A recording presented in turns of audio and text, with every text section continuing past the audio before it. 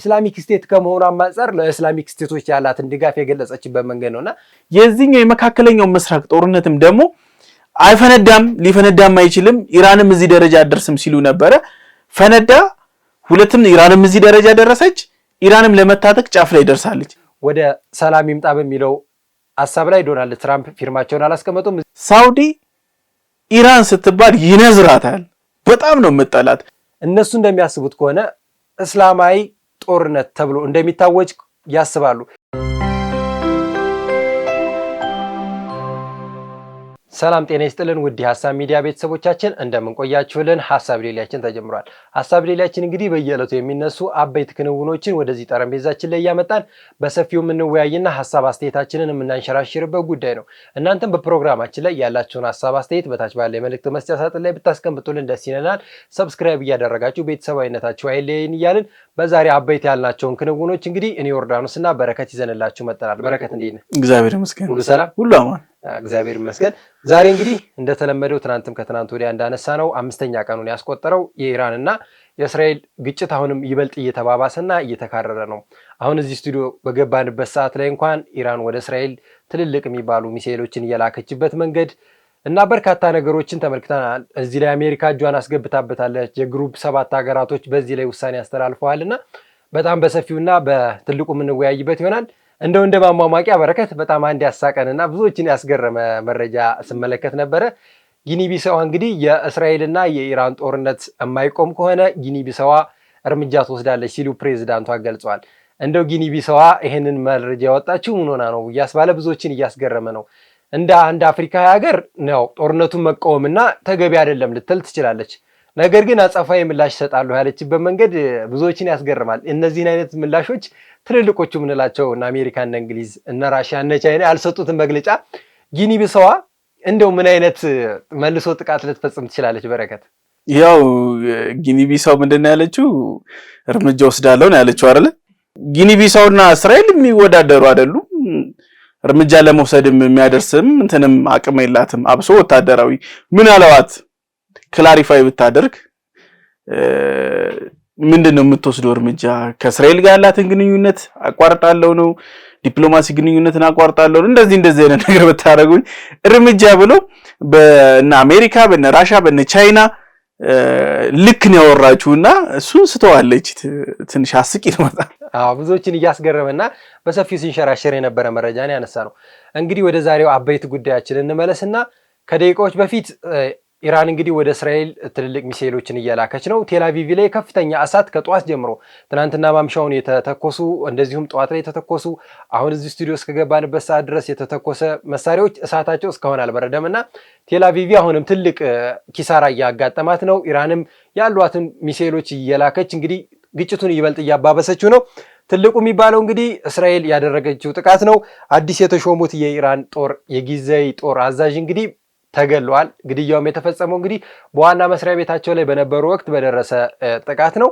እስራኤል አሁንም አጸፋዊ ምላሿን እየሰጠች ያለችው ትልልቅ የሚባሉ ጀነራሎቿን ከመግደልና የኒኩለር ማብለያ ቦታዎቿን እስከ ማጥቃት ደረጃዎች ነው እንደ ኢራን በየትኛውም ቦታ ላይ በከተሞቹም ንጹሃን በሚገኙበትም በዋና መስሪያ ቤት የሚባሉ ቦታዎችም ላይ አይደለም ነገር ግን ታርጌት ይሆኑ ትናንትና ስንመለከት ነበር የኢራን የብሮድካስት ትልቁ ሚዲያዋ ላይ ጥቃት ፈጽማ ነበር የዜና አንባቢዋ እንግዲህ እሷ ያነበበች በነበረችበት ሰዓት ላይ የደረሰው ፍንዳታ ሁላችንም የተመለከትነው ላይቭ ላይ በነበረበት ሰዓት ነው ከዛ በኋላም እንደዚሁ ዋና ዜና አንባቢዎቿ የሚባሉት በደም የተጨማለቀ ስክሪፕት ይዘው ሲንቀሳቀሱ ተመልክተናል እስራኤል አሁን እያደረሰችው ያለችው ጥቃት ታርጌት የተባሉ ቦታዎችና ኢራንን እስከ ወዲያኛው ሊጎዷት የሚችሉ ነገሮችን ነው በዛውም ልክ ኢራን እየላከቻቸው ያለችው ሚሳኤሎች የእስራኤልን ዋና ከተሞችና ትልልቅ የሚባሉ ቦታዎችን እያጠቃ ነውና በረከት እንደው የሁለቱ የምልልስ ታርጌት በምን ትመለከተዋለህ እውነት ነው በጣም አስከፊ ነበረ ቅድም እንዳልከው የኢራን ብሔራዊ ቴሌቪዥን ላይ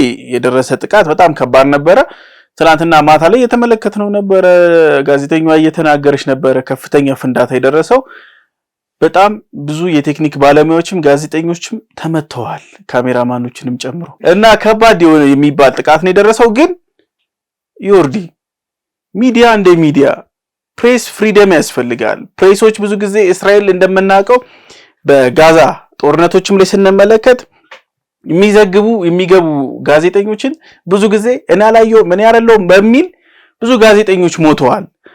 አሁንም ደግሞ እንደዚህ አይነት ሚዲያዎች ደግሞ የሚመቱበት ጥቃት አለ። ሲፒጄ በነገራችን ላይ ፈጣን ምላሽ ሰጥቷል። እስራኤል እንደዚህ አይነት ጥቃትሽን አቁሚ የሚል ነገር አድርጓልና እንዴት ታዋለ? እኛ ሚዲያ እንደመሆናችን መጠን እንዴት ተመለከተዋል የሚዲያ ጥቃትን? በረከት ይሄ ግጭት ውስጥ ያለ ነገር ነውና አንድ ግጭት ለምሳሌ ጦርነት አሁን ላይ በተባለው ጊዜያን ጦርነት ይበልጥ የሚፋፋመውና በፕሮፓጋንዳና በመረጃ ነው። አሁን እኛም እዚህ የምናወራት መረጃዎች ከእያንዳንዱ የመረጃ ምንጮች የደረሱን ነው። ይሄም የሚደርሰን በመረጃ ምንጮችና እንደዚሁ በትላልቅ በሀገሪቱ በሚባሉ ብሮድካስቶች ነው።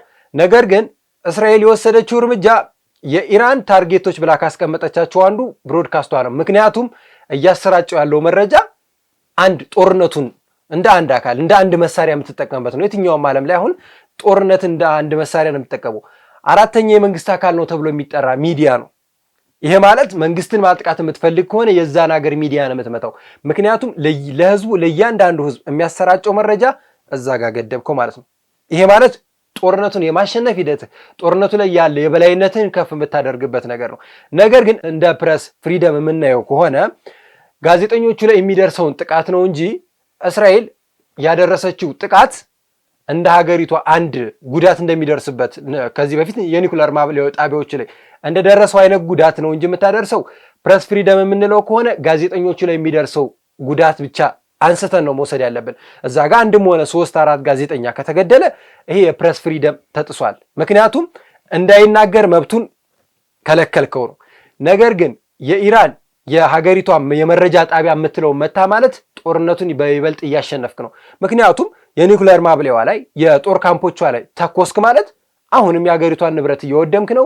ሀገሪቷን እየገፋ ነው። ግን ሚዲያ ማለት ማህበረሰብን ማንቂያ ነው። ለምሳሌ አሁን ደግሞ በዚህ ወሳኝ ሰዓት ላይ የኢራን ህዝቦች ከዚህ ቦታ ተጠበቁ፣ ከዚህ ነገር እንደዚህ አድርጉ የሚለው ኢንፎርሜሽን ማግኛ አንደኛው ቱላቸው ነው። እሱን አጥፍተህ እንዴት የጦር ምላሽ እንደመስጠት እንደ ሰክሰስ ይቆጠራል? ይሄ እኮ ማለት አንተ ለምታረጋቸው ታርጌቶች እስራኤል ቅድመ ጥንቃቄ ሰጣለች። ለምሳሌ ዶናልድ ትራምፕ በቴህራን የሚገኙ ማንኛውም ዜጋ ከተማዋን ለቀው ይውጡ ባሉ በቅጽበታት ውስጥ ነው። ይሄ የትኛውም ሰምቶታል፣ የትኛውም ዜጋ ሰምቶታል። እንደዚህ አይነት መረጃዎች እኮ በዚህ አይነት ቦታ ነው የሚንሸራሸሩት። ልክ ነው። ነገር ግን እስራኤል የወሰደችው እርምጃ ትክክል ነው። ምክንያቱም ጦርነት እስከገጠምክ ድረስ እኔ አሁን እስራኤልን እየደገፍኩ ኢራንን እየወቀስኩ ሳይሆን እንደ በጦርነት ሳቤ ላይ ምንድን ነው አንደኛ ወታደራዊ ካምፖችን ወታደሮችን በገደልክና በእንትን ባልክ ቁጥር ነው ጦርነቱን የማሸነፍ ሂደት። ግን ዮርዲ ምን አለ መሰለህ ጦርነት ላይ ሆስፒታል፣ ትምህርት ቤቶች እንደዚህ አይነት ደግሞ ለህብረተሰቡ ለህብረተሰቡ እንደዚህ ወሳኝ የተባለ መረጃ ለምሳሌ አንድ ነገር እናንሳ። እስከዛሬ ድረስ በኢራንና በእስራኤል በኩል ጦርነት ሲኖር ቅድሚያ ህዝቡን ማንቂያ ህዝቦች ወደ ሴፍ ዞን ግቡ፣ ተጠበቁ፣ ሁለተኛ መረጃ ፍሪ ነው የሚባለው ነገር ሲመጣ ተጠበቁ ተብሎ የሚሰጥበት አንደኛ መንገዱ ደውል ነው። ሁለተኛ መንገዱ ደግሞ ሚዲያ ነው። እንዳጋጣሚ ደግሞ የአሁኑ ጦርነት በደውል መልክ አልተሰጠም፣ በሚዲያዎች ነው እየተሰማ የነበረው። ህብረተሰቡ ሚዲያውን እያዳመጠ ነው ራሱን የሚጠብቀው፣ ቤተሰቡን ልጆቹን የሚጠብቀው። ጦርነቱ የእስራኤል መንግስት ከኢራን መንግስት ጋር ነው እንጂ ከህዝቡ ጋር አይደለም። ኔታንያሁ ምን ሲሉ ነበረ? እኛ ጸባችን ከህዝቡ ጋር ሳይሆን ከአሸባሪና አምባገነናዊ የኢራን አያቶላዊ አስተዳደር ነው ብሏል። ይህ በሆነበት ሚዲያ መምታት ማለት ህብረተሰቡን ይባስ ማጋለጥ አይደለም ወይ ለአደጋ? ይሄ እኮ የመንግስት የራሱ ድክመት ነው። ለህዝቡ እዚህ ጦርነት ውስጥ እስከገባ ድረስ መረጃ የማድረስ ሂደትን የግድ በሚዲያ በኩል ማድረግ አይገባም። ምክንያቱም እነዚህ ሚዲያ የማይደርሳቸው በጣም ብዙ በዚህ በጦርነት በጣም ብዙ ፋሲሊቲ ኮድሟል። መብራት ከሌለ እነዚህ መረጃ ምንጮች ማግኘት አችልም። ኢንተርኔት ተቋርጧል። ስለዚህ መንግስት አሁንም እነዚህን የመረጃ ምንጮች እንደ አገልግሎት እየተጠቀመ ነው የሚባለው ያን ያህል ጠቃሚ አይደለም። ምክንያቱም ህዝቡ ጋር እየደረሰ ያለው መረጃ ለትንሽ ሰው ነው። ነገር ግን እንደ ሁለት ሀገር ጦርነት እነዚህ ሀገራቶች መጉዳት የሚፈልጉት ማጥቃት የሚፈልጉት የራሳቸው ታርጌት ብለው ካስቀመጡት አንፃር ለምሳሌ የፕሬዝዳንት ጽህፈት ቤት ሊሆን ይችላል፣ መኖሪያ ቤቱን ሊሆን ይችላል፣ የጦር ካምፖችን። እንደዛም አንዱ ታርጌት ሊሆን የሚችለው መገናኛ ብዙሃን ነው። ምክንያቱም መረጃ የሚንሸራሸርበትና ጦርነቱን ይበልጥ የሚያፋፍመውና ለጦርነትህ እኮ አቅም የሚሆነ መረጃ አቅም አለው የሚባለው እኮ እዚህ ላይ ነው። ነገር ግን እስራኤል ጦርነቱን ከገባች በኋላ እነዚህ አይነት ነገሮችን የማውደም እሳቢዋ ከፍ ያለ ነው። ምክንያቱም ጦርነቱን የማሸነፍ እሳቢዋና አዝማሚዋ ጦርነቱን ለማሸነፍ ከሚረዷት መንገዶች አንዱ እነዚህ አይነት መንገዶችን መዝጋት ነው። እነዚህ አይነት ነገሮችን ማድረግ ደግሞ የምትቀጥልበት ጉዳይ ነው። እንደ ፕሬስ ፍሪደም ጋዜጠኞቹ መሞት የለባቸውም። እዛ ላይ ማንኛውም ሰው ሰብአዊ ጉዳት ሊደርስበት አይገባም። ነገር ግን እስራኤል እያደረሰችው ያለችው ጥቃት እንደ አንድ ተቋም ለምሳሌ የፕሬዝዳንቱን የአያቶላን መኖሪያ ቤት ብታወድም አወደመች ብለን ነው የምናነሳው። የመገናኛ ብዙሃንንም ከወደመች አወደመች ነው የምንለው። ምክንያቱም ሁለቱም ጋር ጥቃት እየሰነዘረች ነው። ጥቃቱ ተገቢ ነው የምንለው ሳይሆን ጥቃት እስከሆነ ድረስ የሚዲያውንም ሆነ ጀስት መመረጥ የለበትም እንደዛ ነው እያልክ እሷ ታርጌት ብላ አስቀምጠዋለች። እኛ እኮ ይሄን ምረጡ ያንን አትምረጥ የምንለው ነገር የለም። ግን እኛማ ምን እንላለን? ግን ያረጋችው የሂደቱ ጦርነቱን ለማሸነፍ የሄደችበት አዝማሚያ ነው። እንዴት ታየዋለህ? በቃ ጦርነት እስከገጠምክ ድረስ ላንት ያዋጣልን ያው ነው። ምክንያቱም እኮ ኢራን እኮ ወደ እስራኤል የምትልካቸው መሳሪያዎች እኮ በርካታ ነገሮችን እየወደሙ ነው። ስለዚህ ከዛ ውስጥ አንዱ የምታደርገው በጣም ጥሩ። ስለዚህ በልዩነት እኔ እናንተ ነው። በጣም ጥሩ። እሺ፣ ሁለተኛው በጣም ያገኘነው መረጃ ምን ያመለክታል መሰለ? የአውሮፓ ህብረት ሩሲያ እስራኤልንና ኢራንን የተኩስ አቁም ስምምነት ላይ እንዲደርሱ የምታደርገውም ድርድር አንፈልገውም አንቀበሉም ብሎ አጣጥሉት ነበርና በጣም አስገራሚ ነገር ነው። የተኩስ አቁምን ማንም ያድርገው ለምን ኪም አይሆንም መጥቶ የሚያደራድረው?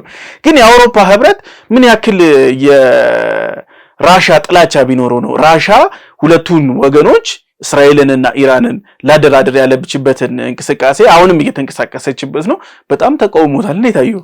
ግን ይሄ እኮ ከጥላቻም ብቻ ሳይሆን እዚህ ድርድር ላይ ራሽያ ያለች ማለት አሁንም የአውሮፓ ህብረት የተለያዩ የዓለም ሀገራቶች የሚፈልጉት ኢራን ኒኩለር እንዳትታጠቅ ነው። ይሄንን ሰፖርት የምታረጋት ሀገር ማነች ብለን ስንጠቅስ አንደኛዋና ዋነኛዋ ራሽያ አለች። እዚህ ድርድር ላይ አሁንም ይሄ የኒኩለር ማብለያ እንደ ቀላል ነገር ተድበስብሶ ሁለቱ ሀገራች ተኩስ አቁሞ የሚባለው ስምምነት ላይ ከተደረሰ አሁንም ኢራን ኒኩለር ልትታጠቅ ነው ማለት ነው። አሁንም አውሮፓ ህብረት በተለይ የግሩፕ 7 አባላት ኒኩለር የመታጠቅ መብት የላትም እንደ ኢራን እንደ ሀገርማ መብት አላት። እነሱ አይፈልጉም። አውሮፓውያኖች እኮ የነሱ አለመፈለግ እኮ ፋይዳ የለውም። ይሄንን ጫና እያመጡባት ነው። አሁን እኮ ይሄ ጦርነት እኮ የተከፈተው እስራኤል እኮ ያን ያህል ኢንተረስትድ ሆነ አይደለም። የና አሜሪካ ግፊት እንዳለበት እኮ መመልከት እየቻለ ነው። ምክንያቱም የቀራትን የኒኩለር መታጠቂያ ጊዜ ስንመለከተው ቅርብ ነው። ይቺ ሀገራት ለአውሮፓ ስጋት የሆነች ሀገር ነች ከዚህ በፊትም። ነገር ግን ይህን ስትታጠቅ እንደነ ሰሜን ኮሪያና እንደ ራሽያ ቀጣይ ስጋታችን ነች። ስለዚህ ካሁኑ ነው ይችን ሀገር መውደም አለብን ብለው ታርጌት አድርገው ስለያዟት ራሽያ ብታደራድራቸው የነዚህ ሀገራቶች የኒኩለር ምን ለውጥ አለው? አሁን ለምሳሌ ድርድሩን አሁን ለምሳሌ G7 ላይ ኢማኑኤል ማክሮን ምን ብለዋል መሰለ? ድርድሩን የተኩስ አቁም ስምምነቱን ምናልባት ትራምፕ ተሳክቶላቸው ኢራንና እስራኤልን ቢያደራድሩ በጣም ደስተኛ ነኝ ብለው ገልጸውታል። ልክ እንደዛው አሜሪካም ብታደራድረውም ችግር የለውም፣ ራሻም ኖርዝ ኮሪያን ብታደራድረው ችግር የለውም። ለምን የራሻን ነንሰንስ የሆነ ነገር ነው የተናገረው። እንደ ድርድር እነሱ እኮ ያልፈለጉት ራሽያውንም የኢራን ደጋፊ ነች። አይ ደጋፊ ነች። ጦርነቱን ማንም ያስቆመው ማንም ደጋፊህም ይሁን አባሪህም ይሁን ማንም ያስቆመው ለሰላም ነው እንጂ መሮጥ የነበረባቸው የአውሮፓ ህብረት በዚህ ደረጃ ጥላቸውን ጽንፈኝነትን የማሳየት ሂደት ውስጥ ነው የገባው። እንዴ ስንመለከት እኮ ይሄን ጦርነት የከፈቱበት ዋነኛ ምክንያት ምንድነው? ይሄ ኒኩለር የሚባል ነገር ነው። ይሄ ትልቅ የራስ ምታታቸው። አሁንም ይሄ ነገር እስከ መጨረሻው ኢራን ከእንግዲህ ኒኩለር አላመርትም ብላ እስካልፈረመች ድረስ ይሄ ጦርነት ይቆማል የሚል ሐሳብ የለኝም። ሱንም ራሱ ለምን መሰለ ይሄ አሁን የሚባልበት መንገድ እነሱ ይሄን ነገር እንዳትፈልግ እነሱ አደራድረው ዶናልድ ትራምፕ ምንድነው ያሉት? ኢራን ይሄን ነገር እንድትፈርም በተደጋጋሚ ጠይቄያታለሁ፣ ነገር ግን ፍቃደኛ አይደለችም። ፍቃደኛ ስላልሆነች ይሄን ጥቃት ጀምረናል በግልጽ ገለጹት።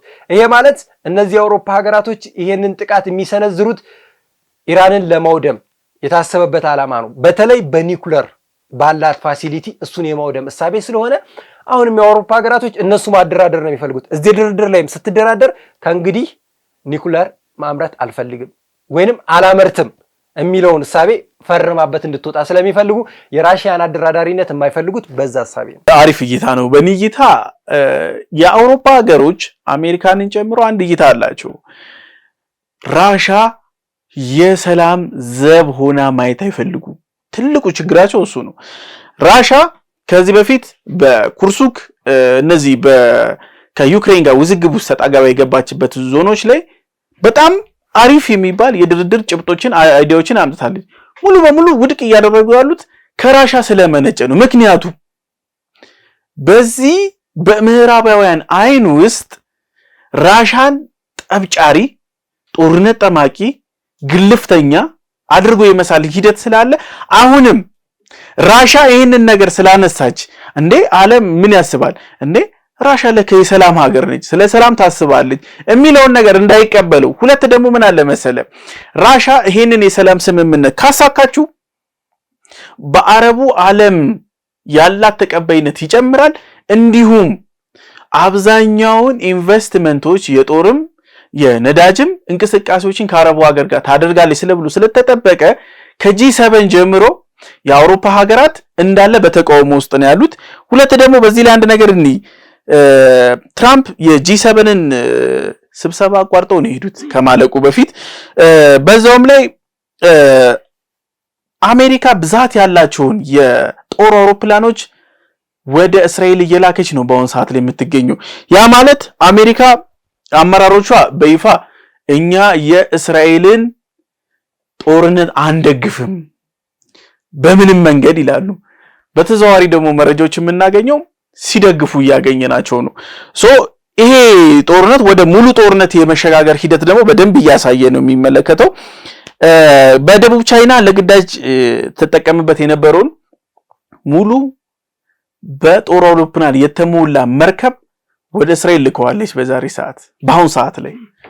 አዎ በረከት፣ እንግዲህ ቅድም እንዳነሳው ዶናልድ ትራምፕ የግሩፕ 7 አባል ሀገራትን ስብሰባ ጥሰው ከወጡ በኋላ ያወጡት መግለጫ በብዙዎች ዘንድ መነጋገሪያ ነው።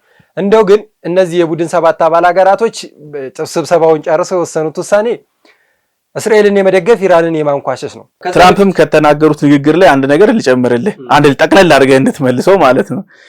ምን ብለዋል? እኛም ጦርነቱን አስፈላጊ ከሆነ አሜሪካ ጦርነቱን ትቀላቀላለች የሚል ንግግር ትራምፕ አሰምተዋል። ምናልባትም ከአሊያንሱ አንፃር ሶስተኛው የዓለም ጦርነት የሚለውን ነገር እስቲ እንየው። አዎ ኦልሬዲ እኮ አሜሪካ በይፋ አሉት እንጂ ዶናልድ ትራምፕ እዚህ ውስጥ አለችበት። ያው ከዚህ በፊትም አወርተነዋል፣ በዚህ በሰፊው የተነጋገረው። እንደው ወደ ሶስተኛ ዓለም ጦርነት ይጠጋል ወይ? ይሄ ነገር እንደኔ ሐሳቤ አይመስለኝም። ምን መሰለ በረከት፣ እነዚህ ነገሮች አሜሪካ አሁንም ወታደሮቿን ሳይሆን የምትልከው መሳሪያዎቿን ልካ ልታግዛት ትችላለች። ትናንትና ተመለከትን፣ ፓኪስታን እንዲሁ ኢራንን አግዛታለሁ ያለችው ትልቅ ጉዳይ ነበረ። እንደው አሜሪካ እሷን አገዘቻት ማለት እንደነ ፓኪስታን፣ እንደነ ራሽያ፣ እንደነ ሰሜን ኮሪያ ያሉ ሀገራቶች የፓኪስታን ግን እንደዛ ማለት ስሜታዊ በሆነ ነው ምንድነው ጉዳዩ ወይ ስትራቴጂያዊ ነው? አይ አሁን እኮ የኢራን ደጋፊነቷን ብቻ ሳይሆን ከምዕራባውያኖቹ ጋር ያላትን ቅያሜ የምትገልጽበትና እንደው ወደ ከፋ እንዳልኩ ቅድም ወደ ሶስተኛ ዓለም ጦርነት ግጭት የሚነሳ ከሆነ ከኢራን ጎን ሆና እነዚህ ሀገራቶችን የማጥቃት ፍላጎት ስላላት ይህን አጋጣሚ ወደ ኋላ ማትል ሀገር ነች። ምክንያቱም ከህንድ ጋር በነበራት ቁርሾ ላይ ትልቅ ጫና የሚያደርሱባት ስለሆነ በህንድና በፓኪስታን ያለው ነገር ኦኬ ግልጽ ነው። ግን በፓኪስታንና በእስራኤል መካከል ምን ልዩነት ኖሮ ነው እንደዚህ ሐላል የመውጣት ሂደት ውስጥ የተገባው? አዎ ይሄ እኮ ፓኪስታን እኮ አሁን እዚህ እንደው ኢራንን ደግፋ ለኢራን ከጎንሽ ነኝ ያለችው እሳቤ የራሷን ጥቅም ለማስቀደምና አሁንም አውሮፓዎቹ እሷ ላይ እያደረሱ ያለውን ጫና እኛም ከጎንሻለን እንቋቋማለን። ምክንያቱም እንደው አያርገውና ህንድና ፓኪስታን እንደዚህ አይነት ተመሳሳይ ግጭት ውስጥ ቢገቡ አውሮፓውያኖችና አሜሪካ ከየትኛው ጎን ነው የሚሰለፉት የሚለው እንግዲህ ይታወቃል። ስለዚህ ነግበን የሚባል ነገር ከአንድ ጎን እንደሚሰለፉ ግምት ቢኖራት ነው ይህንን ነገር ለማድረግ እዚህ ደረጃ የደረሰችው። ስለዚህ ነግበኔ ነው ቀጣይ ሀገር ፓኪስታን እንደሆነች ስለምታስብ ዛሬ ከኢራን ጎን የቆመችበት መንገድ ለነገ እንዴት ነው ግብረ አበር የምታፈራበት መንገድ የለም። በቃ አንተን በምትጠቃ ሰዓት አለው ከጎን ነኝ የሆነ ነገር ትንሽ የሚሰጣትም ሀገር የመፈለግ አዝማሚዋንና ኢስላሚክ ስቴት ከመሆኑ አንፃር ለኢስላሚክ ስቴቶች ያላትን ድጋፍ የገለጸችበት መንገድ ነውና እንደው ይሄን ኒኩላር ትሰጣታለች ወይንስ እንዴት ነው የሚለው ነገር እንግዲህ በሌሎች ቀናቶች በሰፊው የምንወያይበት ነው የሚሆነው። በረከት ለአሁኑ እዚህ ጋር እናብቃና አዲስ የወጡ አፕዴት ነገሮች ካሉ አይተን የምንመለስ ይሆናል። በጣም ጥሩ አመሰግናለሁ። ግን ውድ ተመልካቾቻችን እስካሁን የነበረን ቆይታ ይህን ይመስል ነበር። በቀጣይ ስንመለስ እንግዲህ እስካሁን በእስራኤልና በኢራን መካከል ያለውን ውጥረት እየተባባሰ መጥቷል፣ ምን አዲስ ነገር አለ የሚለውን በሰፊው የምንወያይ ይሆናል። ተመልሰን መጥተናል ተመልካቾቻችን። እንግዲህ በሰዓታቱ ላይ ያሉት አበይት ጉዳዮችን ስንመለከት ቆይተን ነበረ። በረከት እንግዲህ አሁንም የሁለቱ ሀገራቶች ውጥረት ይበልጥ እየተባባሰና እየተካረረ ነው። አሁን ላይ እንግዲህ የቡድን 7 አባላት ሀገራቶች ስብሰባቸውን እያደረጉ ነው። እዚህም ስብሰባ ላይ ዶናልድ ትራምፕ አልፈረመም ብለዋል። እንግዲህ ከዚህ በፊት እንዳነሳው ቅድም አንተ ስብሰባውን ጥሎ የመውጣት እሳቤ ነበረ። አሁን ላይ ደግሞ የሁለቱ ሀገራቶች የሰላምና መረጋጋት ወደ ድርድርና ወደ ሰላም ይምጣ በሚለው ሀሳብ ላይ ዶናልድ ትራምፕ ፊርማቸውን አላስቀመጡም። እዚህም ዶክመንት ላይ ስማቸው አልሰፈረም ተብሏል። እንግዲህ ዶናልድ ትራምፕ ይህንን ሰላምና መረጋጋት አይፈልጉትም። ምክንያቱም የራሳቸውን ጥቅም ለማስከበር ሲሉ ከዚህም የበለጠ ነገሮችን በኢራን ላይ ሊያደርሱ ይችላሉ የሚል ተጠባቂ ስጋቶች እየተፈጠሩ ነውና እንደው በረከት የዶናልድ ትራምፕ እንደዚህ መሆን ምንን ትመለከተዋለህ? እውነት ነው። እኔ ትራምፕ ቢፈርም ነበር የሚገርመኝ። በነገራችን ላይ የመጀመሪያ ነገሩ ለምን አይፈርምም መሰለ? አሜሪካ ያቀረበችው ድርድር አለ 60 ቀን የተጠበቀበት። ኢራን 60 ቀን ሙሉ ስትለመን እባክሽ ፈርሚ ድርድሩ ላይ ሲባል ነበረ።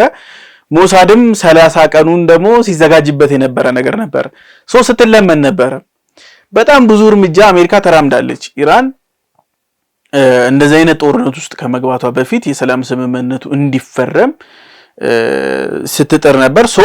ያ ሁሉ ርቀት ሄዳ ያልተሳካ ነገር በዚህ በኩል የሚመጣውን ነገር እንዴት ታደርጋለች? አንድ ነገር አለ በዲፕሎማሲው ዓለም ላይ ቀድመህ ብሬክ ማድረግ። አሜሪካ ለዛ በጣም ብዙ ሄዳ ነበረ። አሁን በጂ7 በኩል ቢመጣ ለምን ይመስላል ቅድም ስናነሳ የነበረውን በራሻ በኩል የመጣውን የመግፋት ሂደት የማግፋፋት ስራ ሲሰራ የነበረው ስምምነቱ እኮ ምናልባትም ሊሳካ ይችላል፣ ላይሳካም ይችላል። ቻይና፣ ራሻ፣ ከቅርብ ጊዜ ወዲህ ደግሞ ሳውዲ፣ በደንብ ደግሞ የምትታወቀው ቱርክ የሰላም ስምምነቶች ላይ በጣም ጠንካራ ሀገራቶች ናቸው። ለዚህ ደግሞ ትራምፕ አንደኛውን ነገር መውሰድ ይፈልጋሉ። ምን ይፈልጋሉ መሰለ? ትራምፕ ወደ ስልጣን ከመምጣታቸው በፊት እኔ የዩክሬንና የራሻን ጦርነትን ቦታውን ከያዝኩኝ በቀናት ውስጥ አቋርጠዋለሁ፣ እኔ ብኖር ደግሞ ሲጀመርም ይሄ ነገር አይኖርም የሚል ነገር ውስጥ ገብተው ነበር። አቋርጡት? አላቋረጡትም። 1 2 የዚህኛው የመካከለኛው ምስራቅ ጦርነትም ደግሞ አይፈነዳም፣ ሊፈነዳም አይችልም፣ ኢራንም እዚህ ደረጃ አደርስም ሲሉ ነበረ። ፈነዳ። 2ም ኢራንም እዚህ ደረጃ ደረሰች። ኢራንም ለመታጠቅ ጫፍ ላይ ደርሳለች።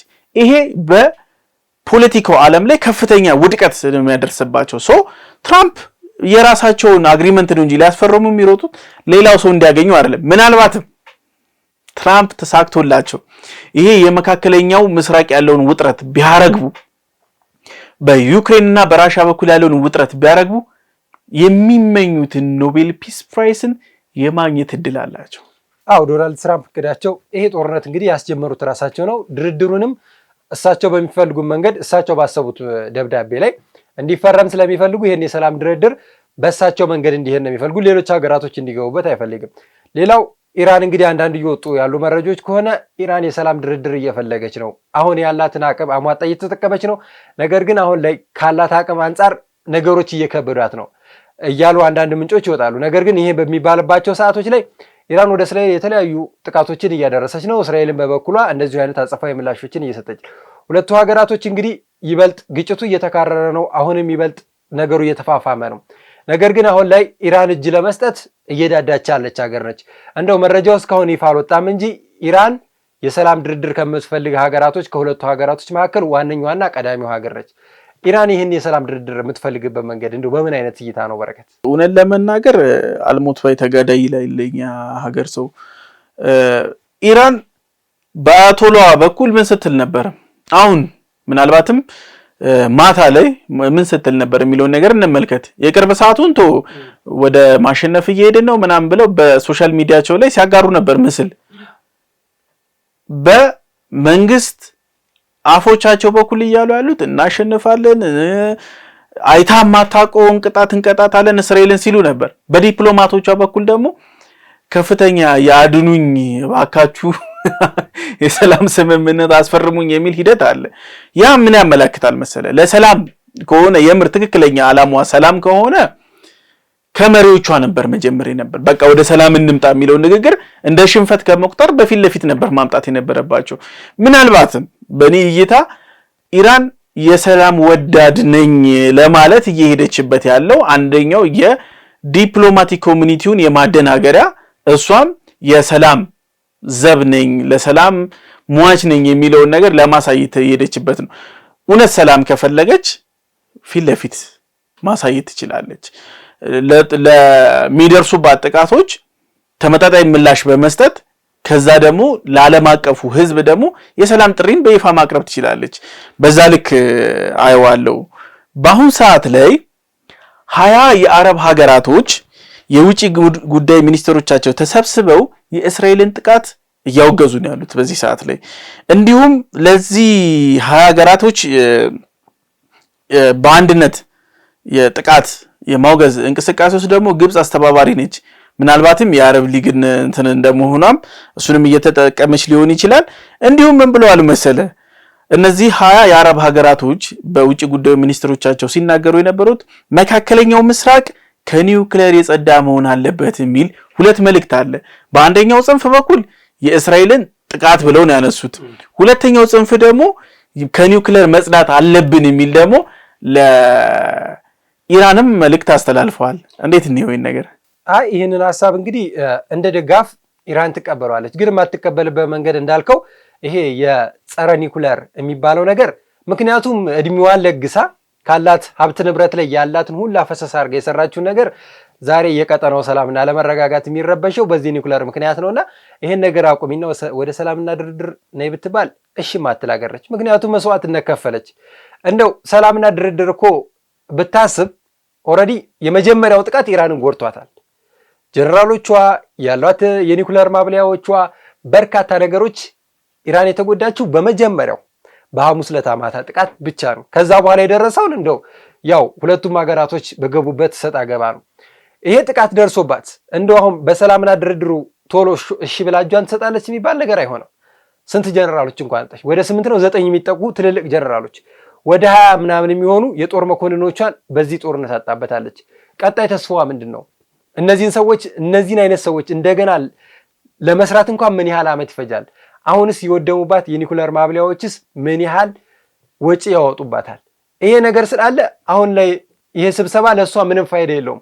ወደ ሰላምና ድርድር ትምጣ ከተባለም እሷ የምትፈልገው ወይ የሁለቱ ሀገራቶች እየተታኮሱት ያሉት መሳሪያ እንዲቆም እንጂ አሜሪካም አውሮፓዎቹም እንደዚሁም አረብ ሀገራቶቹ እንደሚፈልጉት በቀጠናው ላይ ኒውክሌር የሚባል ነገር ኢራን መታጠቅ የለባት የሚለው ነገር አትቀበሉ። ምክንያቱም እድሜዋን ሙሉ ለግሳ ያላትን ሀብት ንብረት ያላትን መዋለ ንዋይ በሙላ አፍሳ ይሄን ነገር ሰርታ ዛሬ እስራኤል በ5 እና በ6 ቀን ጥቃት ፈጸመችብኝ ብላ ይሄን ስምምነት ታቆማለች የሚለው ነገር አይታሰብምና በረከት እኔ እንደው እነዚህ ሀገራቶች ቀጠናው ላይ ያለው ውጥረት መባባስ በተኩስ አቁም ስምምነት የሚሄዱበት አንግል ሊፈጠር ይችላል እንጂ ኒውክሌር የሚባለው ነገር ከኢራን ይቁም የሚባለው ነገር በኢራን ሐሳብ የማይሆን ነገር። እንዳጋጣሚ ተመሳሳይ ሐሳብ ነው ያለን። ምክንያቱም አያቶላው ምን ሲሉ ነበር በተደጋጋሚ የኒውክሌር ጉዳይ ሀገራዊ ክብር ነው፣ በዚህ በኒውክሌር ጉዳይ ላይ ምንም ልንደራደር አንችልም ብለው ኦልሬዲ ዘግተውታል።